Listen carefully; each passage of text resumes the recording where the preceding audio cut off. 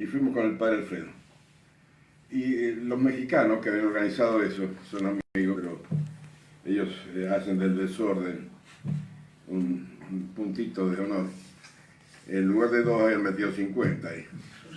Entonces, el tiempo de exposición, que era media hora más o menos por cada uno, se cortó y quedaron en 15 minutos. Pero yo estaba al final, porque mi tema era Bolívar, San Martín y la masonería. Y me habían dejado para el final. Entonces a mí me habían puesto como 45 minutos. Pero al padre Alfredo, que estaba en el medio, le habían puesto 15. Y entonces me dice el padre, che, pero hemos cruzado el Atlántico para venir a hablar 15 minutos, esto no puede ser. ¿Y a usted por qué le han dado 45? Y le digo, padre, es una cuestión de jerarquía intelectual. Bueno, es una buena sí, este tema se encuadra, es el liberalismo cristiano, o llamado liberalismo católico. Y se encuadra en la gran división de la historia moderna, que es cristiandad y modernidad. Todo tema, sobre todo que tiene que ver con las ideas de los tiempos contemporáneos, hay que partir de ahí. Cristiandad, modernidad. Es la grieta, la gran división que separa los tiempos. Digo, modernidad en sentido filosófico, ¿no? Porque no es que sean tiempos modernos. En realidad esto empezó en el siglo XVII y ahora dentro de ella misma generó esa variante putativa que es la posmodernidad. De manera que no es que sea lo último, lo actual, no, es lo que tiene esa carga ideológica. ¿Y cuál es la carga ideológica? Eso precisamente don Jacques Maritain lo detectó muy bien en Tres Reformadores, que es uno de sus grandes libros. Esto empezó en 1637, cuando componiendo junto a una estufa, porque estaba frío, René Descartes cambió el signo de las flechas de la inteligencia. Con el comienzo del discurso del método, puso cogito ergo sum. Pienso, luego existo. Kierkegaard dice, pero no, al revés. Existo, luego pienso. Primero hay que empezar por el ser.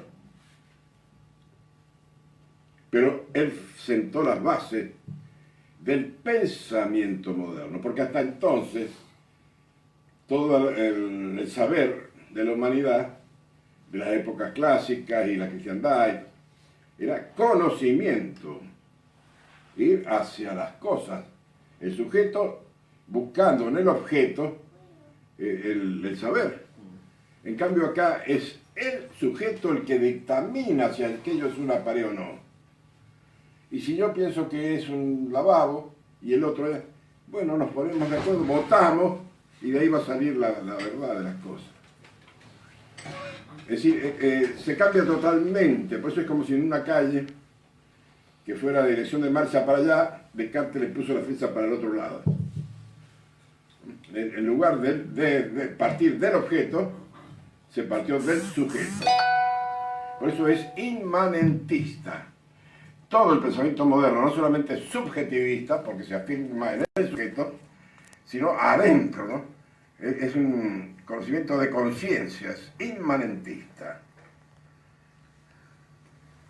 En la antigüedad y todo tenían conciencia del ser. Bueno, ahora pasa a ser un ser de conciencia.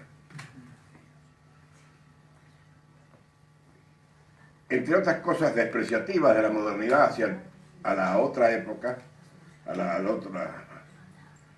otra faz del conocimiento, que es la cristiandad, la disminuye como siendo la cristiandad medieval.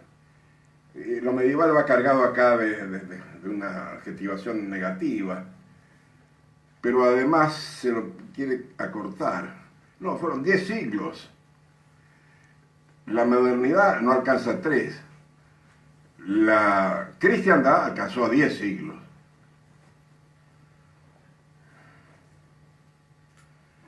la gran diferencia, la que ya acabo de marcar desde el punto de vista nociológico, es que la cristiandad que se apoyaba en el mundo clásico pagano, es decir, en el saber de los griegos, en el orden político de los romanos, y que lo coronaron con el mundo bíblico, es que esto era un centro cristocéntrico, para decirlo así, ¿no? Es decir, creador, creación, criatura, redención. En cambio, el mundo cartesiano, que parte de Descartes, es antropocéntrico. No gira en torno a Dios, sino que gira en torno a sí mismo, repitiendo al viejo sofista Protágoras, que decía que el hombre es la medida de todas las cosas. Ya no se mide por el orbe, ni por la creación, ni por el creador, sino por el hombre, que es el centro de todo. Esto se llegará en el devenir de esta posición, que cada vez irá siendo más estrecha, más errónea, a la famosa frase de Ludwig Feuerbach, maestro de Marx: el hombre es un Dios para el hombre. Es decir, ya no es antropología, sino antropoteísmo. Hemos por poner que el hombre es el centro de todo, pero además es un Dios para sí. Dios no estaba ya al comienzo de la creación, sino que está dentro de uno. Uno es el Dios. El error básico de Descartes: él era un cristiano, se murió de pulmonía por ir, y yo no sé si a mí me va a pasar lo mismo ahora, por el frío que tomé recién, por ir demasiado temprano a comulgar en Suecia. Se había olvidado que en Suecia era bien fresco. Y él tenía fe, el hombre, pero no pensaba según su fe, porque el cristiano tiene que pensar según su fe. Y él cortó los nexos que los unían a la creación, al Creador, a Jesucristo. Y además intentó poner esto, que por eso se llama discurso del método, la duda metódica. Todo tiene que ser demostrado. El hombre, la conciencia del hombre, el cogitum, es el que va a demostrar todo. Todo tiene que ser demostrado, porque todo está en duda. Ese es otro signo de la modernidad, la duda metódica. El mundo clásico partía de que lo evidente es certeza. Loco, esto es una mesa, no tengo que empezar a demostrar si esto es una mesa. A partir de acá podrán ver si el vaso o lo que sea. Pero esto es un punto de salida, el principio. Y los principios por algo se llaman así, porque desde ellos se parte, eso es un axioma. Pues Descartes lo puso en duda también, para dejar que lo único cierto es mi pensamiento. Inmediatamente Hume le contestó que el sujeto hay que demostrarlo también, porque es un corpúsculo esto de que yo digo ego. Kant irá más allá y dirá, bueno, es que nunca habrá un conocimiento, un pensamiento certero de las cosas externas al hombre, porque esos son fenómenos. El nómeno, que es lo cierto, lo real, eso no podemos alcanzarlo. Hegel irá más allá y dirá que todos estos que han hablado antes ponían el pensamiento en función estática. El sujeto que está acá parado mira y ve. No, el sujeto camina, dice Hegel. Camina en una triada. Eso se llama dialéctica.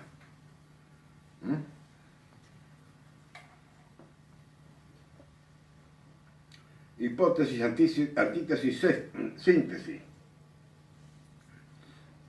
Y camina entonces, ese camino que va creando las tesis sucesivas, es el camino del progreso indefinido de la humanidad, que ya viera el marqués de Condorcet en tiempos de la Revolución Francesa. La Revolución se sobreentiende que es la revolución de 1789, la Revolución Francesa.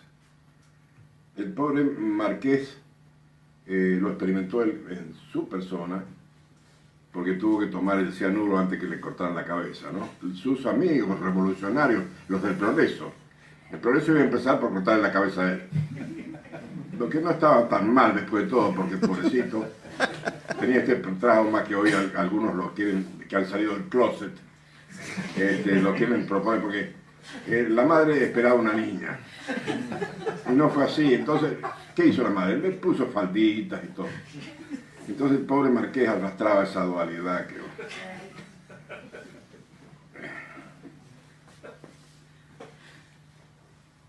Ellos han creado una cosmovisión a partir de este dato de Descartes, de la duda metódica del pensamiento.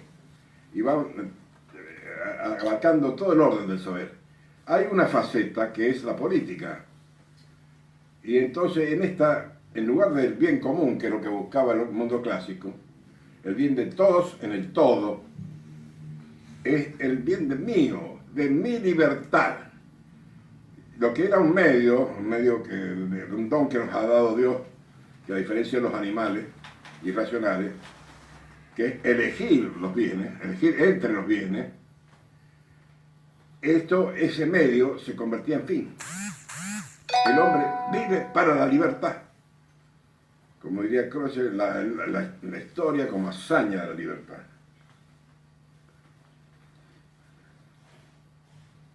Entonces, a esa faceta política la llamaron liberalismo. En realidad la llamaron los españoles cuando lo recibieron, pero bueno, ha quedado en forma universal. Liberalismo. Y se predica de toda la cosmovisión. Liberal. El punto de partida es aquel que puso Descartes. Ahora, el punto de llegada, más bien hay que despedirse con el pañuelo, ¿no? Como despide uno en el puerto, porque recién yo paré acá en Condorcet, pero uno puede seguir por ahí y llegar a la posmodernidad, donde Michel Foucault nos dirá que no hay ninguna verdad, este caminar no va a ningún lado. Es como esa bicicleta fija que yo hago un poquito en la mañana. No ando, pero no voy a ninguna parte. Porque, ¿qué dice Foucault? No, la verdad no hay ninguna. Los marxistas creían que el triunfo del proletariado, no. Hay relatos, cada uno tiene su relato. Entonces, ¿eso se puede compaginar? No, que cada uno piense lo que se dé la gana. Nunca se pondrán de acuerdo, ni por votación, ni por ningún medio. Listo. Han llegado a la negación absoluta, a la nada. Desde Descartes a Foucault, a la nada. Por ahora, vais a ver qué inventan después.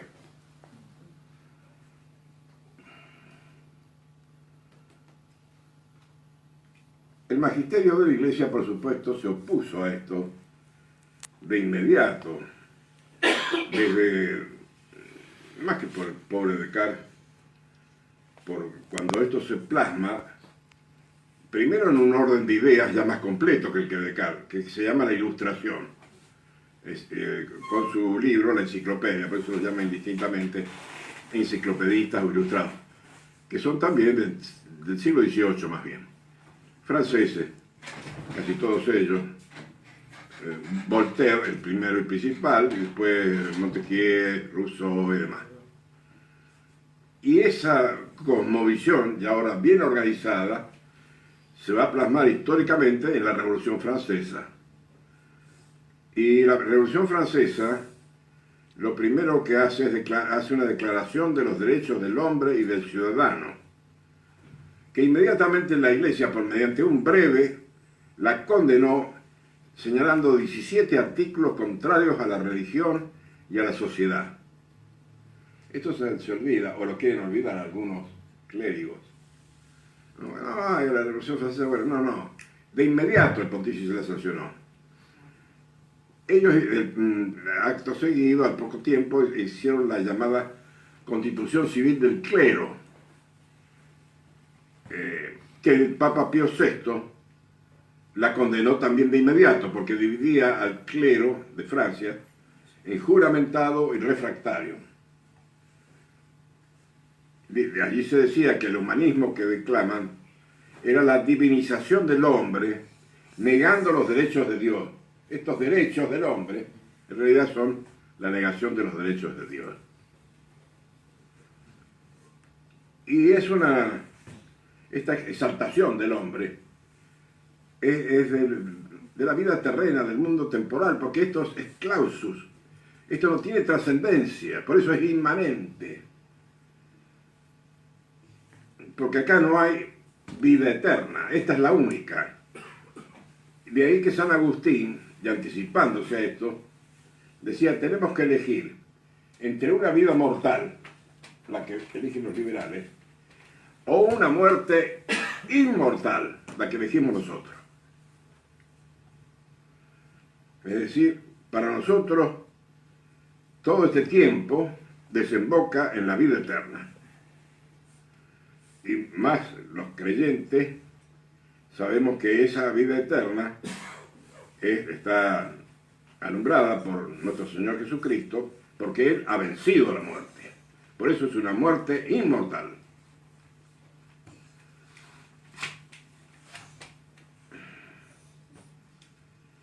El cardenal Villot decía que el liberalismo posee las llaves de la muerte, no solo para esta vida presente, sino también para la futura. Desde donde se lo mire, es letal.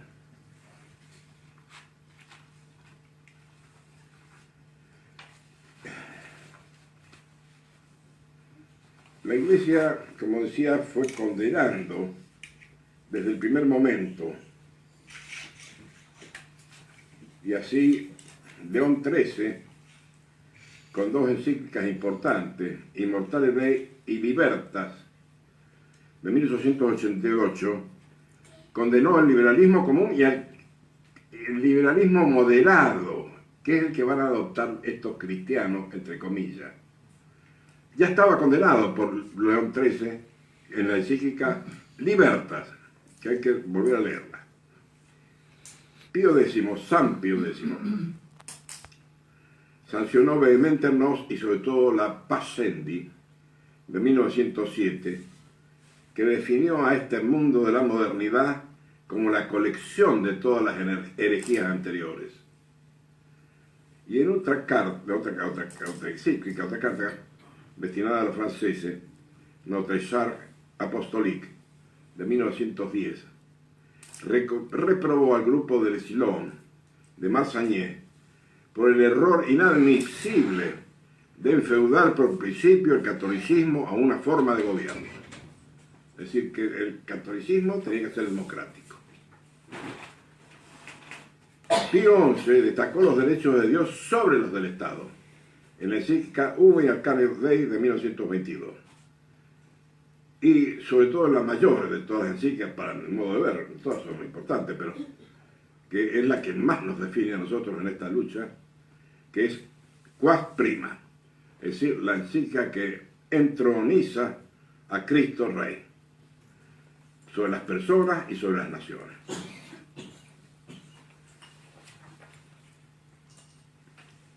El punto de mayor conflicto con el liberalismo está dado por la Carta Quanta Cura seguida del Syllabus, esta colección de errores modernos que dio el Papa Pío IX en 1864,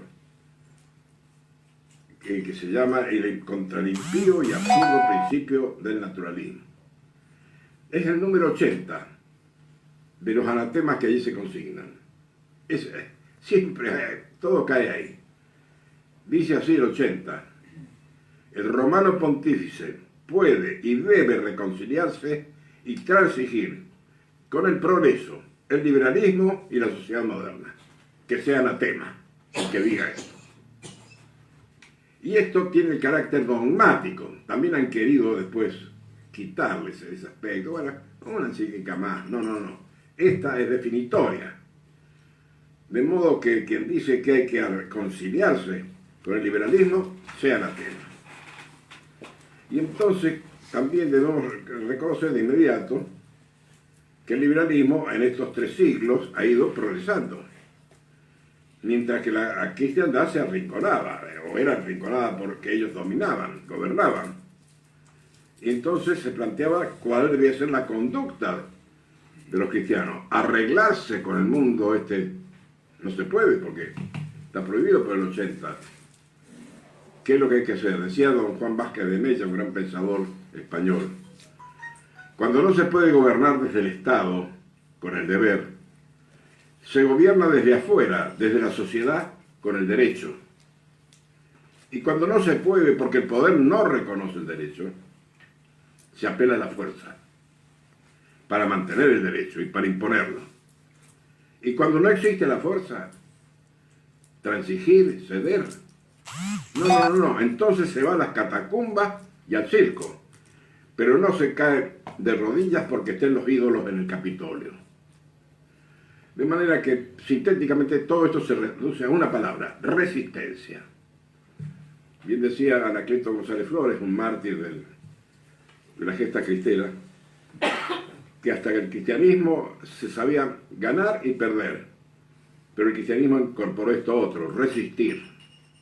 Porque lo que nos es pedido por nuestro Señor no es que ganemos, sino que resistamos con fortaleza.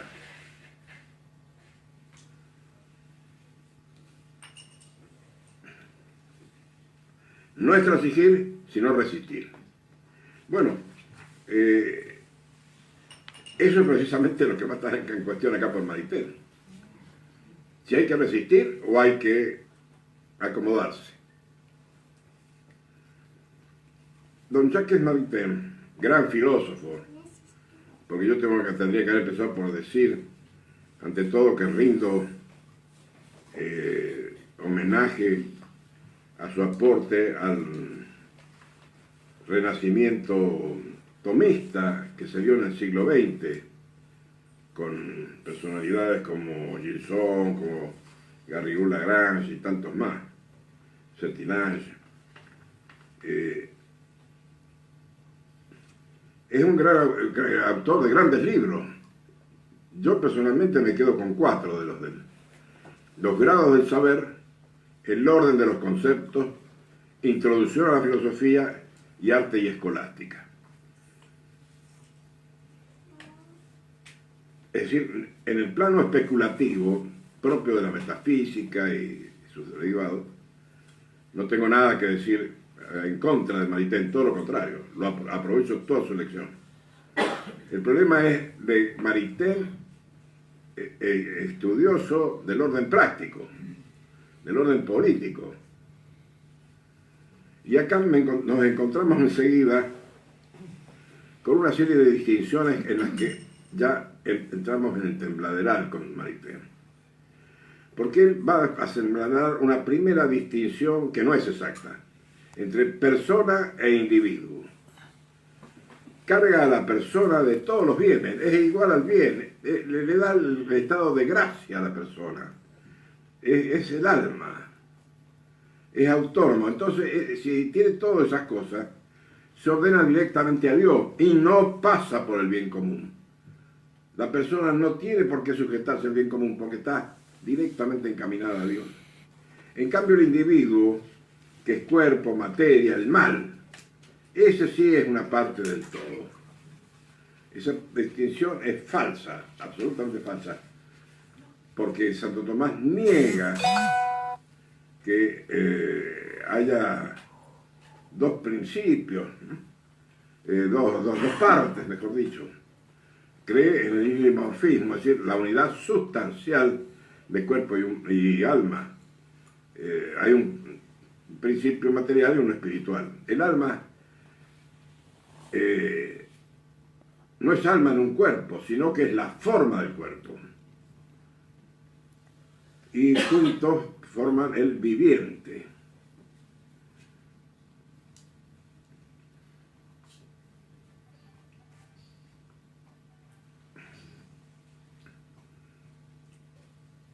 Después otra distinción, porque acá hay muchas, eliminaremos algunas.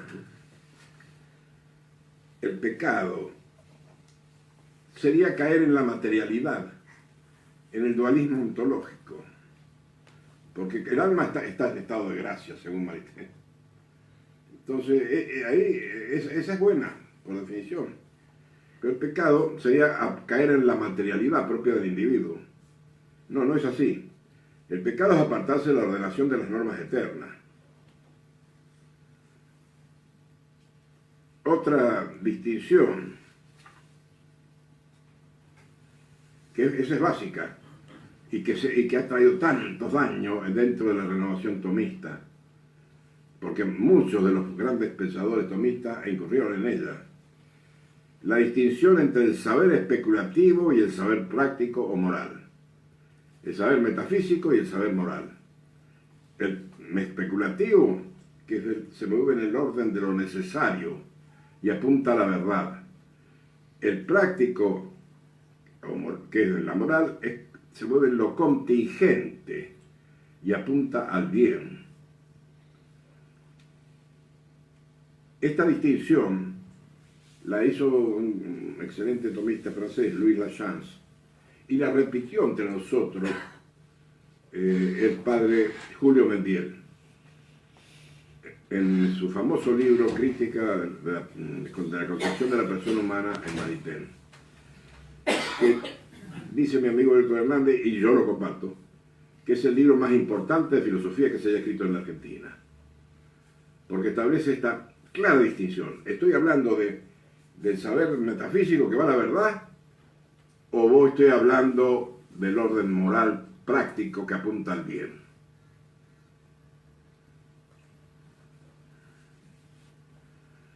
Otra distinción que no era tenida en cuenta tampoco por Maritain: la esencia. Desde el punto de vista de la esencia, el hombre es una naturaleza completa, es decir, no se hace hombre, ya es hombre, es perfecto. Pero desde el punto de vista de la existencia, es un ser indigente que empieza por ser, no puede vivir sin la ayuda de sus padres. Y entonces necesita de la sociedad, de la comunión para su perfección. Una última, que también es muy importante y que la ha desarrollado excelentemente bien un gran amigo y yo creo que la mayor cabeza pensante de América, que es Juan Antonio Guido, es entre la libertad y los bienes. Porque el liberalismo y el liberalismo cristiano piensa que la libertad es ilimitada, que este don para elegir entre bienes es absoluto, que se puede elegir mal, el mal se puede elegir, y no es así. Hay que ir entonces a ver, porque tiene límites, la ley desde el punto de vista teórico y el gobierno desde el punto de vista práctico. Hay que ir a ver entonces cómo son los bienes. Es la causa final de la actividad. Por su contenido hay bienes extensos, las que referentes a las cosas, bienes del cuerpo, la salud, bienes del alma, ciencia y virtud, útiles, honestos, pero la principal las principales categorías son privados, bienes privados. Se dice privados porque están privados de comunicación. Por ejemplo, el alimento. Yo lo como y es un bien material y yo no lo comparto con nadie. Si lo como no puedo participarlo. Colectivos, también materiales, pero que se difunden entre muchos. Por ejemplo, la calle, la avenida, lo que sea. Yo camino por ahí, pero otro también puede hacerlo. Propios, que son inmateriales, es decir, se disfrutan en común. Por ejemplo, los planos de la calle o las recetas para hacer la comida. Y por fin lo que nos interesa, los bienes comunes, que son analógicos, forman un todo potestativo, una igualdad proporcional relativa. Se define al bien común como el bien de todos en el todo,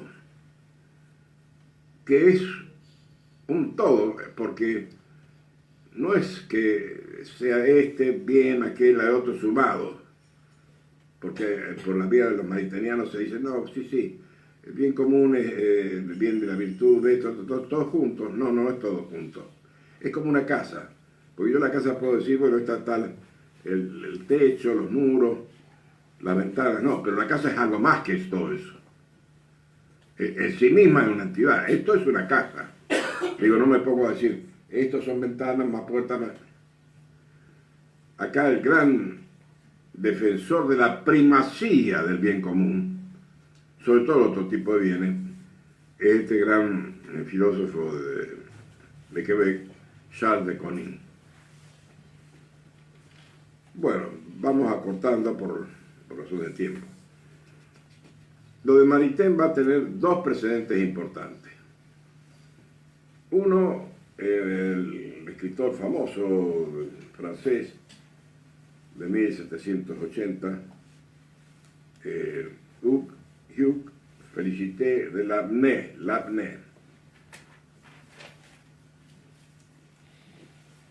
El padre Melville precisamente escribió un librito, no el otro, la gran tesis, sino es un librito que se llama De Labney a Maritain.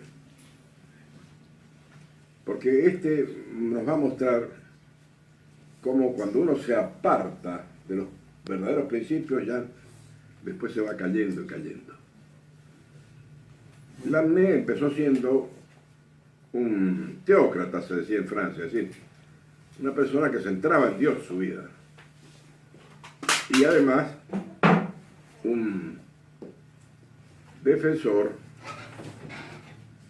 de que los círculos concéntricos del mundo de la cristiandad tenían un centro que era el papado romano. Los liberales ya empezaban diciendo que ese querer estar con el Papa de esa manera era ser ultramontano, es decir, más allá de los montes Alpes. Aludían a que Roma estaba y tal vez. Ellos son galicanos, en su mayoría. Siguen siéndolo. Bueno,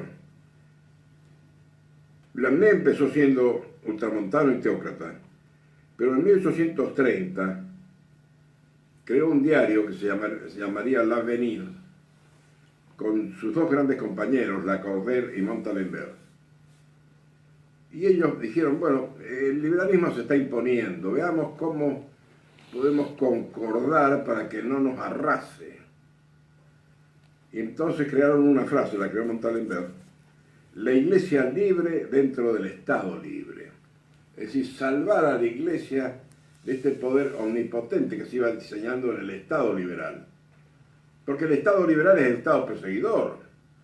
Quiere exterminar a la cristiandad, quiere exterminar el cristianismo, quiere exterminar la iglesia. Entonces, salvar, esa es la intención buena de ellos, pero mal ubicada. Vázquez de Mella dirá, esto es el Estado, la iglesia libre en el Estado galgo.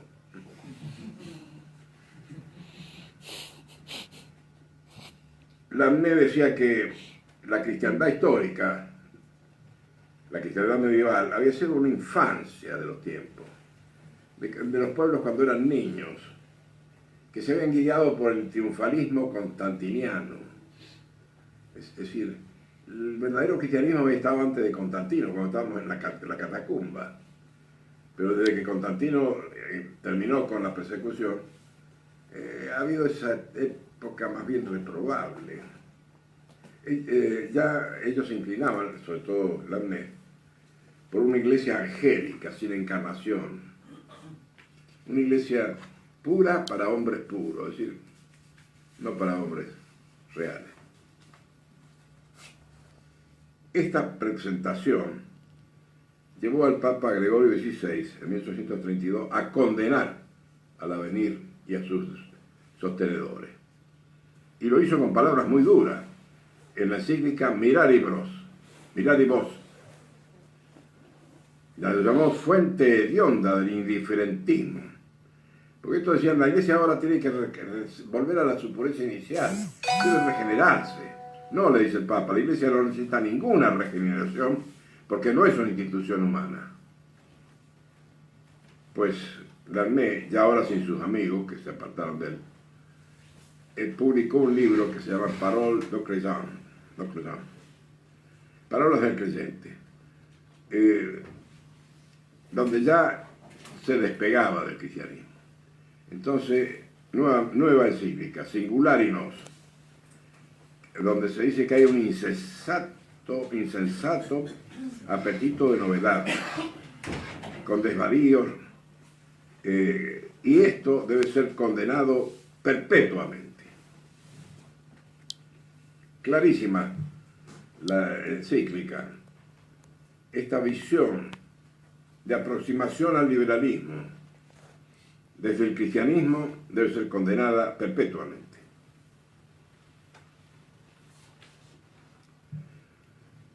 Lamennais siguió cayendo y terminó negándose a ser cristiano, al punto que ordenó que cuando lo enterraran en el cementerio común, sin cruz.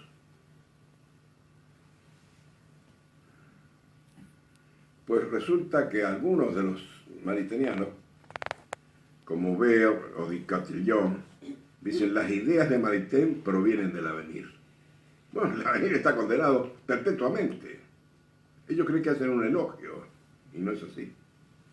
El otro autor en el que se inspira Maritain en esta materia política es Nicolás Berdyaev, un ruso que murió en 1948.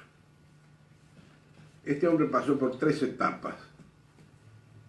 Una primera juvenil en que fue socialista, porque admiraba al mundo alemán, del socialismo alemán, en que él era irreligioso. Una segunda etapa donde se convirtió al cristianismo, no al católico, sino al de su país, es decir, el ortodoxo, cismático. Y publicó un gran libro que se llama Una nueva Edad Media, donde dice que hay que volver a los ideales de la Edad Media, como sustancia, no como accidente, porque por cierto, la historia no se repite, se recicla. Bueno, él abandonó Rusia en 1927 y fue a Francia. Y allí cayó en este círculo de liberales cristianos, y él entonces se transformó nuevamente en tercera etapa en lo que él llamó el personalismo comunitario. Es decir, abandonó la filosofía cristiana, adoptó la de Kant, primacía de la persona, que es un fin para sí, que no puede ser parte de un todo. El mundo es una parte del hombre y no a la inversa. La libertad debe ser sacralizada. Es decir, propone un anarquismo evangélico de liberación. Bueno, entonces ahora ya sí podemos pasar directamente a la biografía de Maritain. ¿Quién es este gran filósofo que ocupa un sitial inmenso en el orden de las letras filosóficas? Él no pertenecía al catolicismo. Él pertenecía a una familia de hugonotes, es decir, de liberales que venían del calvinismo, y su abuelo, Jules Favre, había creado la izquierda republicana en Francia. Con ese conocimiento entró en la universidad y allí conoció la filosofía de Bergson, que lo sacó de ese positivismo en que él se había fundado. Y un poco más adelante tuvo la suerte de tener contacto con 2 grandes personalidades. Una, el escritor Léon Bloy, y el otro, el padre Clérisac. Ellos lo convirtieron a él y a su esposa, porque todo esto, antes de conocerlos a ellos, se había casado con una muchacha rusa que había conocido en las algaradas universitarias cuando él era todavía una especie de socialista. Raisa. Raisa era rusa y socialista. Él se casó con ella, muy de acuerdo. Bueno, él la llevó a Raisa y él al padre Clérisac, y el padre Clérisac los convirtió a los 2 al catolicismo.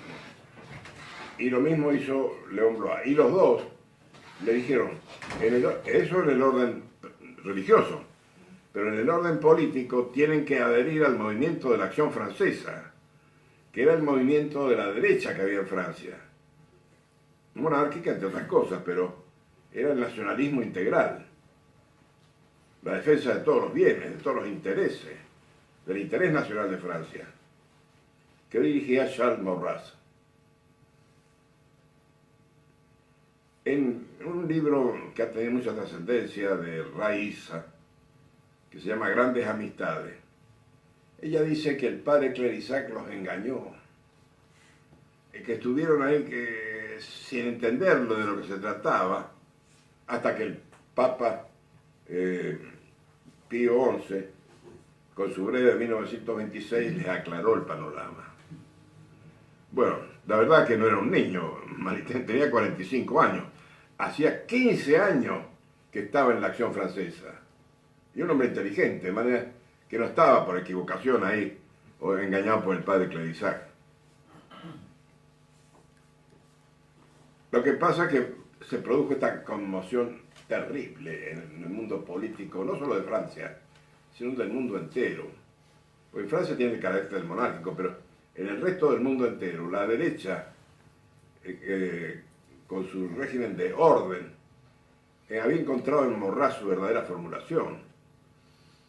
Y hubo una conspiración contra Maurras, que la dirigió el cardenal Gasparri. Este es un personaje que todavía no está muy bien estudiado, yo por lo menos no he quedado con un estudio de él, porque él era el secretario de Estado del Papa Pío XI y llevó al abandono y condena de los cristeros mexicanos, al abandono de los integristas españoles, al abandono de los rexistas belgas y al abandono del morrasismo, de la Acción Francesa. Pero acá fue peor, porque se armó toda una mentira, una farsa. Pero la prepararon en Bélgica, diciendo que la juventud de la Acción Francesa, los Camelots de Rouen, en realidad lo que querían era sacar a la gente de la Acción Católica. Y no, porque eran terrenos distintos, ¿no? Religioso y político. Y de hecho, los Camelots normalmente eran de las dos cosas y no se excluían. Pero eso dijeron en Francia. De ahí hicieron un paquete y se lo mandaron al arzobispo de Burdeos, cardenal Andrié, que era un hombre viejo que estaba senil, y le pidieron que él redactara una petición de condenación de la Acción Francesa.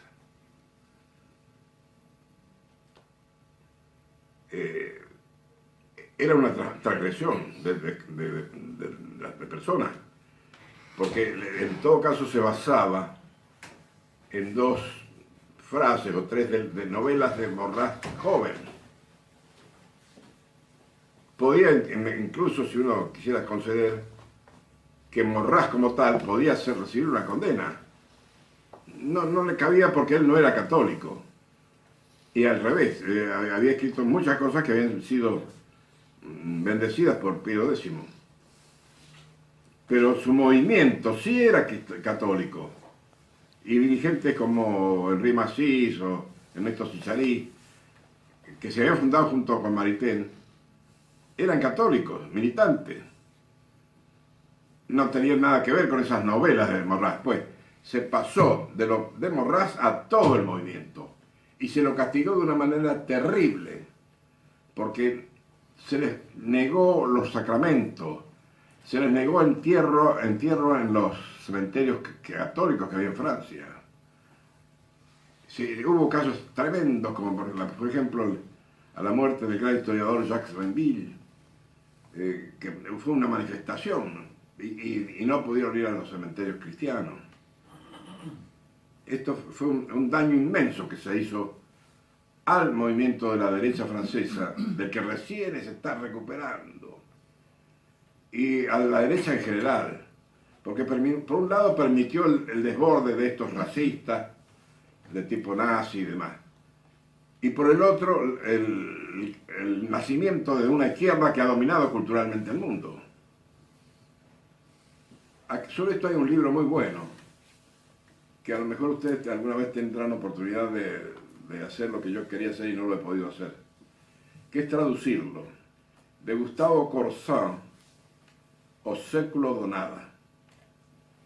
Tendrán que conseguirlo en Brasil, porque yo lo he tenido 2 veces en copia y las 2 veces lo he perdido, o me lo han perdido. Es un libro extraordinario, porque Gustavo Corsán era el secretario privado de Maritain y estaba en la intimidad de ellos, del matrimonio, porque Raiza era muchísimo más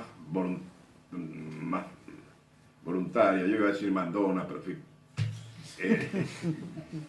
Maritain era un hombre débil de carácter, y eso se va a ver en muchas cosas. Ella se le imponía. Y bueno, estuvieron en Francia y después cuando empezó la guerra se fueron a Estados Unidos. Corsán fue con ellos, volvió a Francia después de la guerra y se instaló en Brasil, que era su país. Y de allí recibía los conferenciantes, los escritores que le mandaban Maritain y su grupo, el grupo de Meudon, para que presentarlos en Río de Janeiro. Pero él empezó a ver cosas raras. Hasta que recibió a un padre, el padre Lebret, y dijo, pero esto es marxismo. Esto que tiene que ver con lo que yo he adherido, esto es del personalismo comunitario. Entonces se quejó, no le llevaron el apunte y se puso a estudiar el tema, producto del cual es el libro O século de nada. Dice, el mundo contemporáneo tiene un momento de inflexión, que es el de la condena de Pío XI a la acción francesa. Ahí se ha dado toda esta izquierda que desborda hoy al mundo. Porque en la derecha iba creciendo. 10 o 15 grandes intelectuales de la Academia Francesa estaban adheridos allí. Pero ante la sanción terrible que vino, se apartaron o dejaron de militar. En realidad hoy se conoce, no solamente por Corsán, sino por otros autores, que esto era una maniobra de Gasparri porque había un frente popular que se estaba armando en Francia para las elecciones de 1928, que llevaba las de ganar. Y los nazis estaban prosperando en Alemania, entonces Gasparri dijo, vamos a evitar las dos cosas estas. En Alemania vamos a apoyar el Centrum católico, teñido de liberalismo, y en Francia vamos a eliminar la acción francesa para que se pueda formar en torno a Aristide Briand, que era un liberal moderado, un frente derechoide con el cual enfrentar y ganar al Frente Popular. No se dieron ninguna de las dos circunstancias. Ni ganó Briand ni ganó el Centrum. Ganaron los nazis y ganaron la izquierda.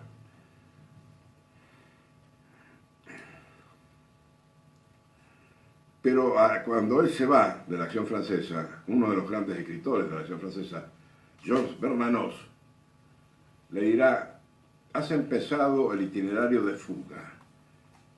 Esto que has hecho es lo primero, pero vaya a saber a dónde vas a ir a parar. Siempre vas a ir para peor. Efectivamente, en 1932, cuando empieza la República Española, él colabora en Esprit, que se define a favor de la República, a pesar de que la República era claramente irreligiosa. En 1936, cuando la Guerra Civil, él está dirigiendo CEP, que se declara completamente a favor de los rojos. Y luego Temps Present, donde está una figura muy importante, que es Emmanuel Mounier. Porque estas ideas de Maritain estaban en el aire, pero Mounier se encargaba de darle forma práctica, con círculos, movimientos, como había sucedido antes con Le Sillon.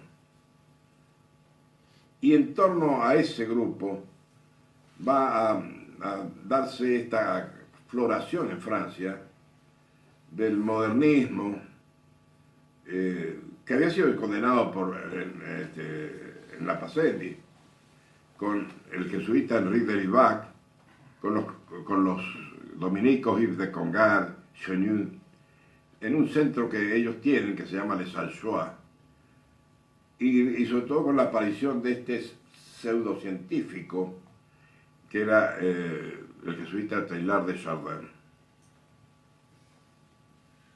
Maritain se fue integrando con todos ellos, a pesar de que Les Alchois fue extorsionado por Pío XII, a pesar de que se demostró que Teilhard de Chardin era un mentiroso, un falsario, porque había intervenido en manipulaciones raras como los fósiles. Él decía que era la base científica de su sistema, se la había dado Teilhard, pues la base científica no existe. Había arribado a una etapa, ya vamos a ver que corresponde a un libro, mucho más avanzada, más alejada de su verdadera inicial posición. Pero viene la guerra mundial y él se va a Estados Unidos con Raisa. En Estados Unidos se conecta con la gente del gobierno, del New Deal de Roosevelt, que lo nombran en Princeton, y viene la carta democrática de Roosevelt y él dice: ahí está lo que yo buscaba, esa es la cristiandad nueva. Después de la guerra es nombrado embajador en el Vaticano en 1946 y representa la Cuarta República, que era una república aniquiladora, perseguidora como ella sola. Él no levanta la voz para nada. Y tiene un gran influjo sobre Pablo VI, del que era amigo. Y el último momento de él es cuando, abandonando todo eso, Raisa muerto, él se recluye en un monasterio de Toulouse hasta 1973, que acontece su muerte. Bueno, este itinerario biográfico que acabo de trazar se corresponde con un itinerario intelectual, porque él en 1911 había publicado dos grandes libros, Antimoderne y Théonas, y después Tres Reformadores, que es un manual como no hay otro. Es una maravilla, porque allí puso establecer la culpa de Lutero, la culpa de Descartes y la culpa de Rousseau en la configuración del mundo moderno. Todo eso lo abandonó. Y en 1927, tras la condena de la Acción Francesa, él escribió La primacía de lo espiritual, basándose en un cierto naturalismo que había en Maurras.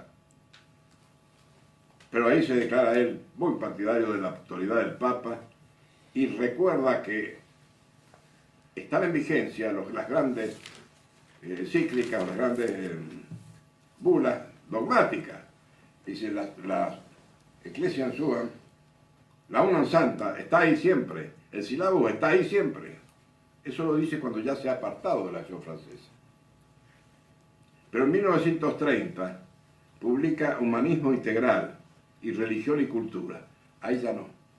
Ya estamos en otra etapa de su vida. Ya no hay ya nada del Papa, ni el sílabo, nada. Hemos dado paso a uno que enseguida vamos a desarrollar su teoría política. Y en 1940, en Estados Unidos, publica el último de sus grandes libros, donde él establece la fe democrática. Aquello que había censurado enormemente entre reformadores, la democracia rousseauiana, acá, ¿y en nombre de quién? Del gobierno de Roosevelt, que era lo peor de Estados Unidos. Él lo encuentra la maravilla. El evangelio se ha plasmado en Roosevelt. Hay un último periodo de él, el que recién señalé. En 1966 publica el Paisano del Garón, donde dice que se ha equivocado. Es un mea culpa, pero no completo, porque no se remonta hacia atrás, sobre todo no se remonta a el breve de Pío XII de 1939, que levantó la condena de la acción francesa, pero el daño ya estaba hecho, dice Gustavo Corsao. Pero un papa modificó al otro. Esto era como para que Maritain, que se había apartado de la acción francesa, volviera a recapacitar, sobre todo en este momento final de su vida, y dijera, me equivoqué con el papa que se equivocó. No llegó hasta ahí. Censuró a los postconciliares, a esta gente que recién le mencionaba, a los de Sanchoir y demás, que ya Pío XII los había censurado a esta gente. Y a otros que vinieron, como Schiller y tantos otros que vinieron, son exégetas del llamado espíritu conciliar. En el Paisano de Garón, Maritain repudia a esa gente. Ellos le contestan, y de una manera muy especial, dicen, todo lo que nosotros hemos escrito, lo hemos aprendido de ti. Bueno, vamos a las tesis, es decir, a la parte sustancial de la obra maritainiana en materia política. Él encuentra que hay 4 teorías, 4 tesis básicas. La primera, la que llama filosofía moral adecuada. Dice que hay que medir los fenómenos temporales sin la teología, porque la teología es exclusivamente para el mundo religioso. Los otros fenómenos hay que hacerlos a la luz de la metafísica, de una metafísica que no es ya solamente del ser temporal, sino una metafísica de lo sobrenatural. Es decir, quiere filosofar sobre la religión. Es un pecado filosofismo. Establece una ética aplicada a cosas materiales. Él hace frases que van a tener mucho éxito. Que no hay que pensar como cristiano, sino en cristiano. ¿Para qué? Para no caer en la confesionalidad que había caracterizado la cristiandad.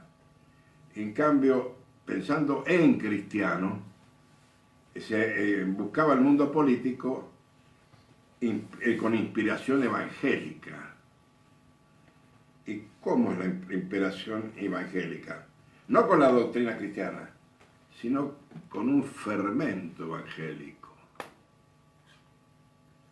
Leopoldo Leojo Palacios, que ha criticado muy bien esta tesis, dice todo esto de llamarlo a esto el humanismo integral, que fue el libro de esta época, es una mera denominación extrínseca. Acá no hay nada de cristianismo. Segunda tesis. Nuevo analogado concreto.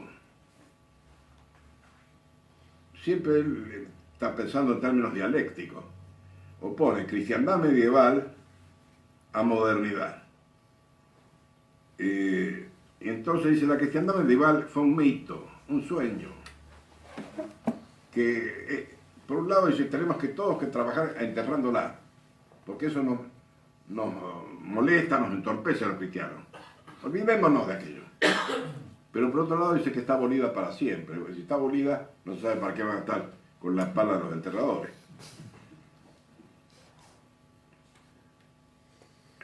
Lo medieval para él es algo que pasó y afortunadamente. En cambio viene la modernidad. La modernidad tiene un dato que es la equivocidad. Es equívoca porque trae el mal en sí.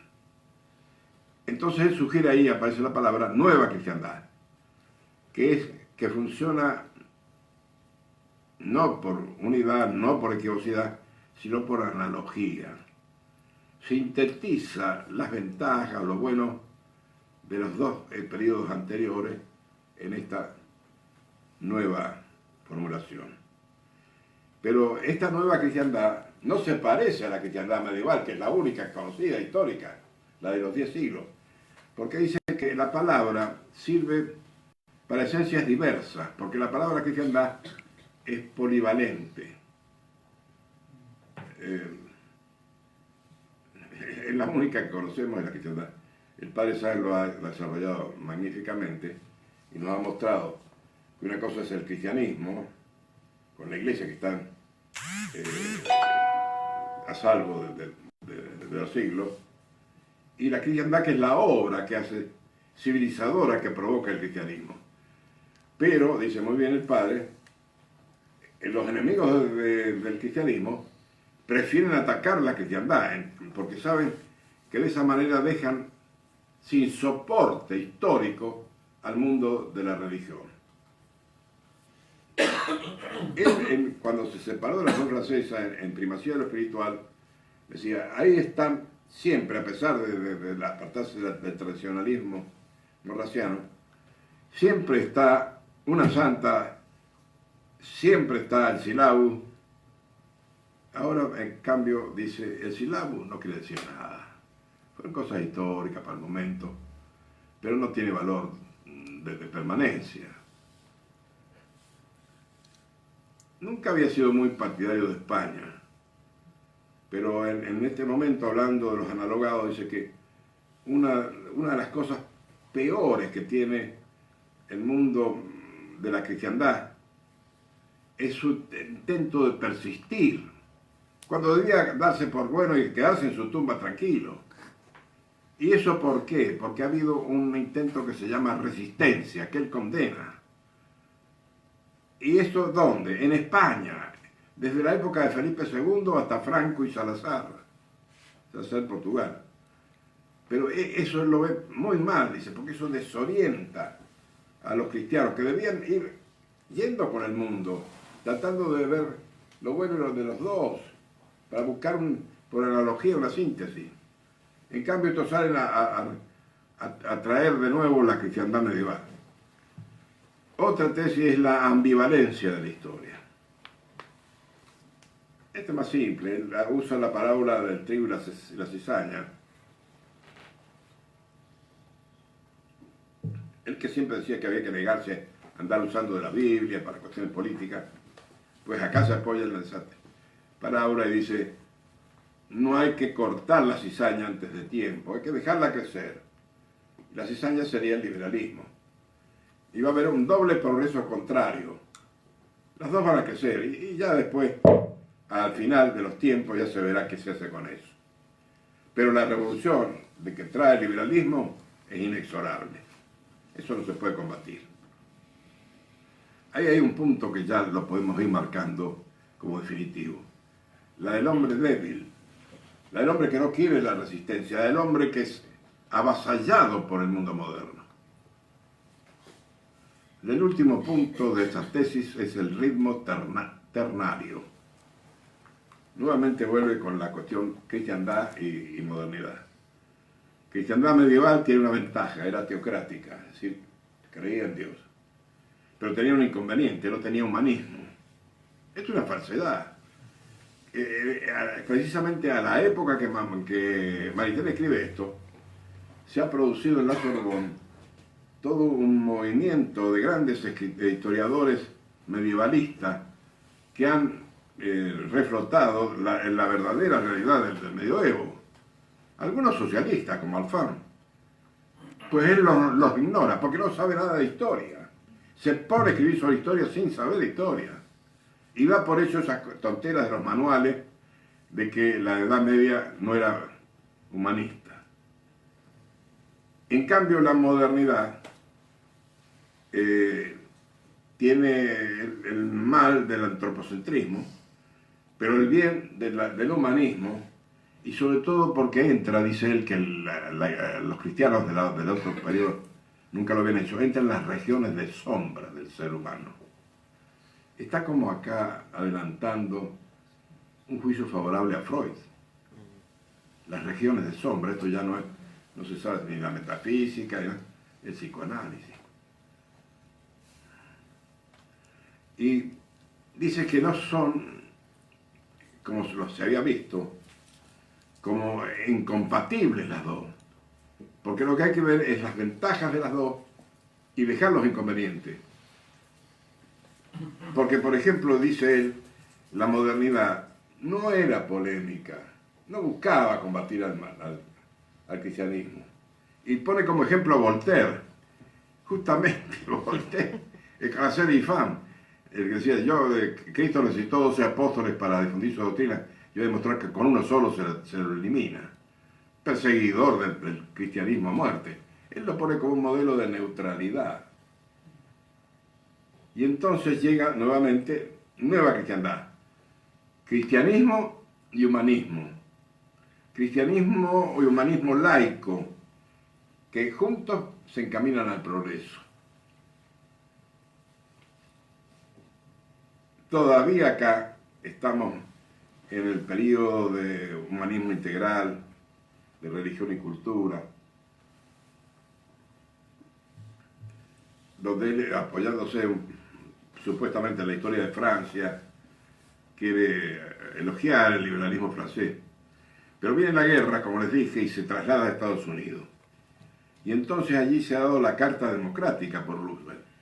Y dice, pero esto es el Evangelio con la inspiración evangélica que yo he buscado. Porque este es un credo común que se difunde en los Estados Unidos. Es el credo de la libertad, de la fe, no hacia el trascendente, sino la fe secular, la fe acá.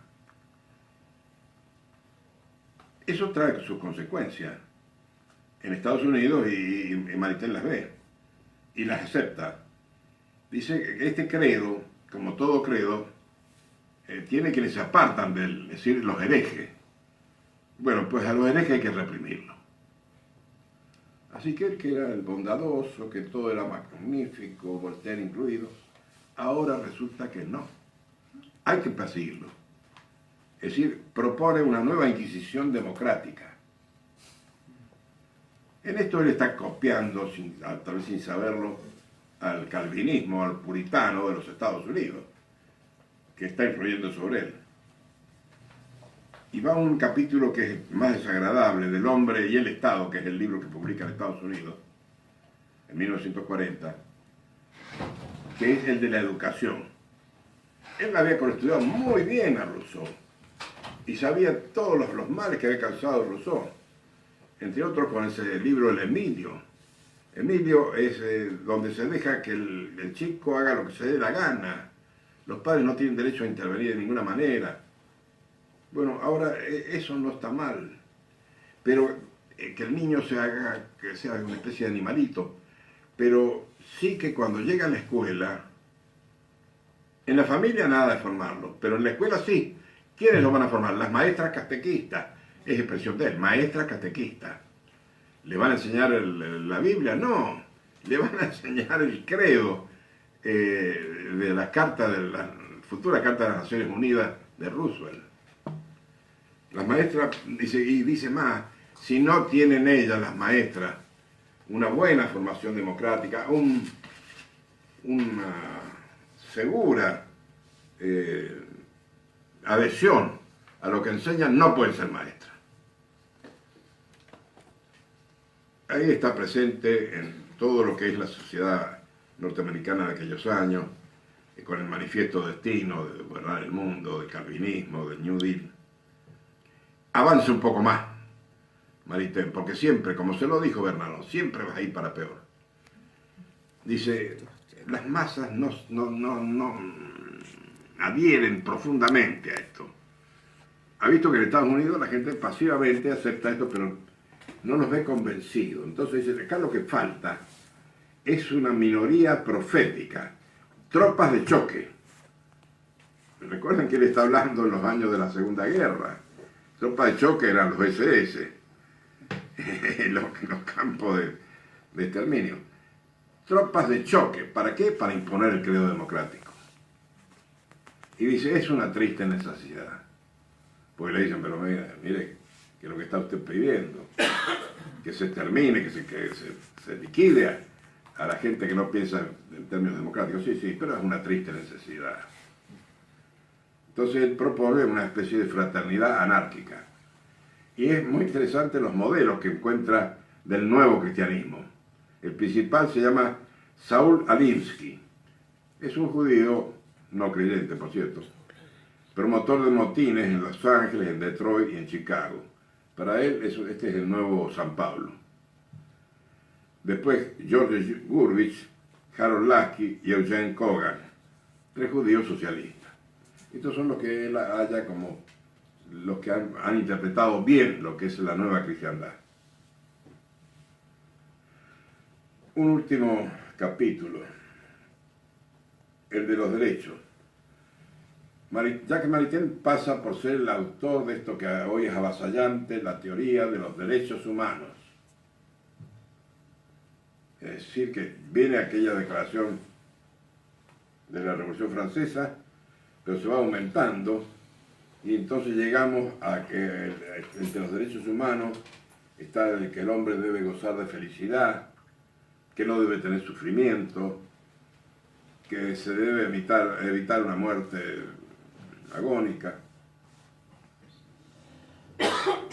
Michel Villey, que es un gran jurista, ha estudiado el mundo jurídico que propone Maritain. Dice, evidentemente que Maritain no sabía ni jota del derecho, porque el derecho no es una cuestión que nazca de la naturaleza humana. No hay el derecho de Robinson Crusoe en su isla. El derecho es entre personas, es una cuestión plural. Se da en una comunidad con pluralidad de sujetos. Y en un caso concreto, con lo debido, es decir, no es una declaración, sino una relación entre lo debido y el justo debido. Dar a cada uno lo suyo, como decían los romanos. Eso es el derecho. De eso no hay ni apariencia, porque estos derechos humanos no tienen nada que ver con eso. Y fíjense cómo se ha llegado, eso no lo dice Maritain, pero cómo se ha llegado. Hoy en la Argentina hay un fallo de un juez con los derechos de los perros. Estamos en el tiempo de los derechos de los animales. El derecho, que es una cosa típicamente humana, ahora ha sido transferida a los animales. Bien, llegamos al final. Sin un balance crítico. Gustavo Corsao, en ese libro que les recomiendo que lo busquen y lo traduzcan, Obséculo Donada, dice que esta teoría liberal cristiana es como un cohete interplanetario. Corsao era ingeniero astronáutico, y entonces él dice, los cohetes estos se van desprendiendo fases. Un día se desprende el tomismo, otro día la prudencia, hasta que llega a la luna. Y se llega a la cúpula y se va a ver que no hay nada, está vacío. Ese es el maritanismo, una cosa vacía. Y él mismo lo dice, Maritain fue un gran metafísico especulativo, pero un pésimo filósofo práctico. Y viéndolo en conjunto, uno tiende a creer que esta cosa de la debilidad de carácter, porque él tenía una gran inteligencia, era un hombre muy fino, que rendir tributo, pero le faltaba carácter. Y temía a Raïssa, que seguramente lo tenía mal traer, porque Raïssa nunca dejó de ser judía como socialista. Ella dice que el padre Clerisac los engañó. Ella era socialista y judía. Así que quedó ahí a medio camino. Pero sobre todo ante el triunfo de la modernidad, esto de ver que uno se despierta todos los días, toma el diario y ve siempre cosas peores. Y entonces yo me aplasto, me exalto y me rindo. Eso le pasó. Y también clericalismo, porque adhirió a Pío XI sin examinar si estaba bien dado o no, o investigar cómo se había creado esa censura a Morraz. Y después silencio, ¿no? Porque cuando vino el breve de Pío XII no dijo nada. Era un hombre que no sabía ni historia ni derecho. Esto está claro, se mueve en el campo de las abstracciones. Y la historia son hechos y el derecho son cosas que en concreto. Es un itinerario de fuga, indudablemente, como lo dijo George Bernanos. Desde Tres reformadores, que es un libro modélico, al hombre y el Estado, que es lo peor que se puede escribir. Bueno, por fin yo personalmente encuentro que hay algo muy bueno en la nueva cristiandad de Jacques Maritain. Ustedes se preguntarán, después de todo lo que hablamos, ¿qué puedo decir de bueno? Lo mejor es que nunca se realizó. Es decir,